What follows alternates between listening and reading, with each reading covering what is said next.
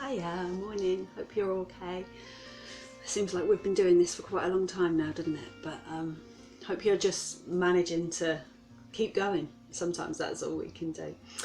I thought today we'd have a look at another little incident in the life of Jesus. It's actually in Luke chapter 6, so if you wanted to have a read of that later on, then feel free, you'll find it in there. And it's a little incident just after Jesus has spent quite a lot of time thinking about and praying about, and then deciding which of his special friends or which of his followers were going to become his disciples, this group of 12 men that followed him around. So he's just done that, and then he's walking with them, and he takes them down to a place, and as is normal by now, because Jesus has turned into, quite a minor celebrity, if you like, in the area where he was, and people are getting to know about Jesus. And so he's just walking with his disciples, and this crowd comes along, and it says in the passage that this crowd is made up of his disciples, and then the wider crowd of disciples, the people that are really quite interested in Jesus, and people from all over the region, from Jerusalem and Tyre and other places. And there's this big crowd of people, and they all come to Jesus, and Jesus stops and he starts to talk to them. But I thought it'd be interesting, first of all, to look at that crowd and look at what that crowd is made up of, because any crowd is always made up of, different types of people that are there for different reasons. So in this crowd, you've got Jesus's 12 disciples, his special friends, his companions, his community that he's put in place around him. And these are the men who have put their all in with Jesus. They've thrown in everything. They've said, okay, Jesus, you are, going to be the center of our lives from now on. So we are going to leave the places that we live, and we are going to give up our jobs, and we are going to maybe move away from our families, and we are going to follow you wherever you go. And that wasn't particularly unusual. There were lots of teachers around at the time who would have disciples who would follow them.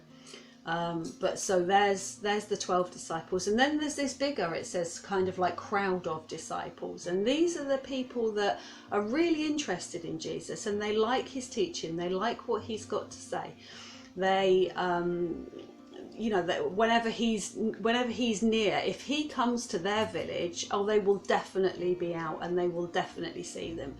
I don't know, maybe a band that you really like is coming to the Eden Project, you'll definitely go and see because they're close enough. But if that same band was playing in Blackpool, then maybe you wouldn't be getting on a train to Blackpool to go and see them. But nevertheless, you are engaged, but there's something that stops you from giving up everything to go and follow Jesus. So your village is important to you, or your home, or your job, or whatever it is. You're there, but there's something that keeps you where you live. Then there were a lot of people in this crowd who were living with either physical or mental disabilities, and as is before, they know that Jesus is capable of healing people, so they're in the crowd trying to touch Jesus, trying to get close to Jesus, because they know that he's got this capability of healing, and they are there, and they're possibly their primary aim, and who would blame them, but possibly their primary aim of being in the crowd is for what they can get out of it, as individuals. That's why they want to be there. Whenever you've got a crowd, you've always got people who are in the crowd because there's a crowd and they want to know what's going on. You make a tit of yourself in public and a crowd will form, won't it? I still remember with deep humiliation the time that I had a tiny little accident in the centre of Liskeard on my 50cc chicken chaser pizza delivery bike, and managed to turn it over, and oh my goodness, did a crowd not get drawn to the place. And the humiliation, I just really wanted them to go away so I could pull my bike up and disappear. But there will be people in that crowd around Jesus who are in the crowd because they're, what's going on? Well, something's going on over here, we don't know what it is, but we're quite interested in finding out some more. And then there would probably be people in the crowd who didn't even want to be in the crowd at all. You know, frankly, they were on their way to Asda's to get their shopping. And there's this traffic jam in the middle of the road and they get drawn into it and they can't get past. And they've got no interest in being there really whatsoever. But nevertheless, they're still in the presence, if you like, of Jesus. And I just want to pause there a minute before we go any further and ask you to ask yourselves a question, which is, where are you in the crowd today? Are you one of the people who has really decided, yep, this is for me, and you know, I've studied Jesus and I've learnt about Jesus and I believe that he's trustworthy and that he's worth giving up everything that I've got for him and following him with everything that I've got to the best of my ability? Maybe you're like the disciples, maybe you're like those 12, maybe that's where you are. Maybe you're really, really interested in Jesus and you keep coming back to him and you keep studying stuff and you keep, you know, wanting to follow him and if only you could, but there's something that holds you back just that little bit. Maybe it's, you know, the equivalent of your village or your family or your whatever it is, your job, whatever it is that stops you from giving up absolutely everything and following Jesus. Maybe you're there in the crowd. Maybe you're in the crowd with Jesus at the moment because there is some situation or some, you know, something going on in your life that you would really like Jesus's help with, and maybe you think he might be able to help. Maybe you think it might be worth coming to Jesus, but you've got, you know, doubts or you've got worries or whatever it is, or you want to get something from Jesus, but if you're really, really honest, you don't necessarily want to give anything up for Jesus. Maybe that's you in the crowd. Maybe you're, you know, maybe we're all locked down in coronavirus and you've used up all the self-raising flour in your cupboard and you can't get hold of any baking powder, and so rather than make your coronavirus cake, which everybody seems to be doing these days, maybe you're just flicking through YouTube and you're here by accident. Maybe that's where you are in the crowd today. It doesn't matter where you are in the crowd. Jesus has something to say. And Jesus wants you to be in that crowd. And Jesus doesn't mind why you're in the crowd. Jesus isn't bothered where you've come from. That's not important to Jesus. Jesus wants you in the crowd. And the reason that we know that he wants us in the crowd is because on this occasion, it says at the start of this passage, it says Jesus talks to his disciples. So you would think, well, maybe what he's got to say is just for his disciples. But Jesus didn't dismiss the crowd. And Jesus could have dismissed the crowd. Jesus did that on several occasions. Or if there was something that he just wanted his disciples to hear and nobody else, then he would take them off and tell them without the crowd around.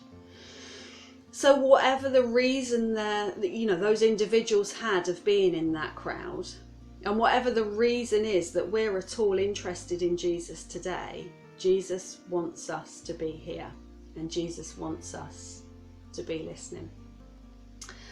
And what does he say? Well, I know I've banged on week after week about Jesus being a revolutionary, but really, when you really look at what he says on this occasion, it's so revolutionary. It is so anti what our entire society is built up to believe and to use as our article of faith, if you like, in society. It is so revolutionary because what Jesus says is stuff like, blessed are the poor, because theirs is the kingdom of God.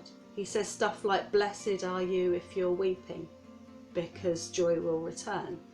He says stuff like, blessed are you if you're hungry, because you will be fed. He says if you are hungry, if you are poor, if you are mourning, if you are weeping, if you are rejected, then you are blessed, that Jesus blesses you. If you're in a place where you're occupying the depths and you're not sure how much lower things can go, then you are blessed. If you're struggling to make ends meet, if you haven't been furloughed and you can't get any of the schemes and you don't know where the mortgage is coming from, then you are blessed. If you're bullied, if you're being bullied at school or at home or at work, then you are blessed. If you're in a hole, even if it's a hole of your own making and you've realised that and you don't know how to get out of it, then you are blessed. And this is odd. This is really odd. This is like, hang on a minute, Jesus, what do you mean? Do you want us to be suffering? Do you want us to be in trouble? Why are you calling us blessed when we're in these deeply dark, distressing, worrying, anxious making situations? Why are we blessed? Because that isn't our society. Because, you know, when we come across people who are poor or who are hungry or who are troubled or who are in, you know, I don't know, abusive relationships, or who are really struggling to work out what life is all about, you know, when we come across people in those situations, we might have pity and we might have compassion, and compassion isn't a bad thing at all, but we might have those things, but we certainly don't want to be in that situation ourselves. And this is why it's such a revolutionary statement, because at the crux of it, at the crux of the matter, what Jesus is saying is you are blessed when you realise that you are not the solution to your problems, but that I am. Jesus is saying that we are blessed when we're in that situation, however bad it is, however distressing it has got for us. When we're in that situation where we realise that we can't do it on our own anymore, that we can't fix this, that's when Jesus says we are available to be blessed. When we realise that we don't want to do it on our own anymore, when we wake up in the night and wonder whether there actually is any more to life than this, when we're working a 12-hour day and we still can't make ends meet, and we sit and think, well, of myself, I can't make this better. When we see our families or our friends suffering and we would love to help, but we either don't know how to or we can't help them. When we're sorrowful, when we're mourning, when we're weeping, we get to a position of being able to be blessed by Jesus, because we understand that we are not the solution to our problems, but that Jesus is the solution to our problems. Jesus once said, he said, I haven't come for the healthy but the sick, because it's not the healthy that needs a doctor, it's the sick. And maybe you feel healthy today, and that's good. That's a good thing to be. Maybe you are in a position at the moment where you are able to manage and you are able to cope and you are living a great life and everything's fine around you. Well, that's great, and that's good. Maybe at some point a little bit later on, when things maybe aren't quite so good, maybe you'll remember that day when you stood on the edge of a crowd and got pointed towards a Jesus who says, as soon as you feel sick, I'm the doctor. Not that doctor. I'm the doctor that'll come and heal you. Maybe that's something for later on. But when we get to that position where we say, okay, I can't do this on my own anymore. I don't want to do this on my own anymore. I don't want to struggle day after day after day. When Jesus, you are telling me that actually not only are you going to, come in, but I'm going to get all of the riches and all of the majesty of the kingdom of heaven in my life, rather than just what I can manage to cook up for myself. Maybe that's a place where blessing can come. And it's not to say, if we ask Jesus for help, if we ask, you know, if we get to that position and we say, okay, Jesus, don't want to do this on my own anymore, will you come and help me? Doesn't mean that everything miraculously gets better overnight. It doesn't mean that we wake up in the morning and look at the bank statement and all of a sudden we've got the money, you know, to be able to not only pay the mortgage but go on a Caribbean cruise. That's not what happens. But what happens is that we have a Jesus that comes in and will sit with us. And will sit exactly where we are, and who doesn't care about how we've got to the situation that we're in. But we have a Jesus who will sit with us and who will put his arm around our shoulders and who will weep with us and mourn with us and grieve with us and give us his strength until we're able to hold our heads up again. We have a Jesus who will stand with us and who will support us.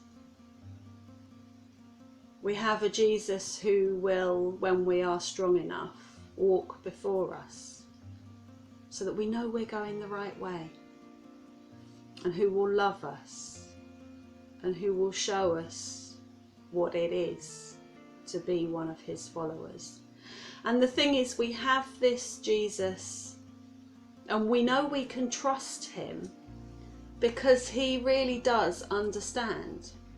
See, we don't have a God that sits up in heaven separate from us and observing a humanity that he's made. We have a God that came down to be here with us.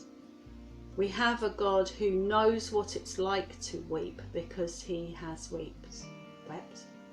We have a God that knows what it's like to mourn because he lost his friends. We have a God that knows what it's like to be rejected. And because he knows, we can trust him. And when we trust him, we will be blessed. I'm going to finish today with a little prayer which I've not done before, but if you'd like to join me in this, then please do feel free. Jesus, I thank you that you know us inside out and that you couldn't care less where we've come from or what we've done. Jesus, I thank you that you know every single inch of our situation, exactly where we are before you, with all of our doubts and all of our worries and all of our fears and our joys and our hopes and our dreams. Jesus, I want to offer myself to you today. And I want to say that I don't want to do it on my own anymore. And I would invite you in. And I pray that from this day on you would lead me and guide me. And I thank you that I can trust you. In Jesus' name, amen. If you've got anything, any comments, any thoughts, if you'd like us to pray for you, if you'd like us to pray with you, if you disagree entirely with everything that's been said and you want to open a debate, then that would be great. Contact us through the Facebook page, contact us through CleerWay's website, and we'd love to hear from you. God bless.